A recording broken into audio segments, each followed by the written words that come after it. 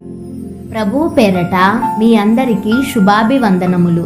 ఈరోజు మన అనుదిన వాక్య ధ్యానమైన ఎడారిలో సెలయేర్లలోని వాక్యము. నేను మానక ప్రార్థన చేయుచున్నాను.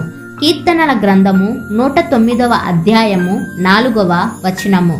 ఒక్కొక్కసారి మన ధ్యానాలు అలవాటుగా తొందరగా చేసుకుంటూ వెళ్ళిపోతూ ఉంటాం. ఆ సమయాన్ని చాలా మంది నిమిషాల్లో ముగించి వేస్తుంటారు. ప్రఖ్యాతి చెందిన భక్తులెవ్వరైనా ఎప్పుడైనా ప్రార్థనలో ఎక్కువ సమయం గడపకుండా ఉన్నారని విన్నామా? తన గదిలో ఏకాంతంగా గడపలేని వ్యక్తి ఎవరైనా ప్రార్థనలో పవిత్రాత్మను పొందినట్టు ఎక్కడైనా చూసామా? జార్జ్ విట్ఫీల్డ్ అనే భక్తుడు రోజుల తరబడి, వారాల తరబడి నేల మీద సాష్టాంగపడి ప్రార్థనలో గడిపాను అన్నాడు. నీ మోకాళ్ల మీద నువ్వు ఉంటేనే నువ్వు ఎదగగలవు అన్నది మరొక భక్తుని సాక్ష్యం. వీరంతా తమ అనుభవాలనే తమ మాటల్లో వ్యక్తపరుస్తున్నారు.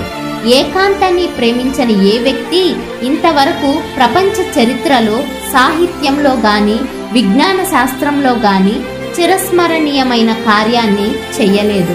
నిజానికి ఈ ఏకాంతం అనే దాన్ని క్రైస్తవ జీవితంలో ఒక సూత్రంగా భావించవచ్చు.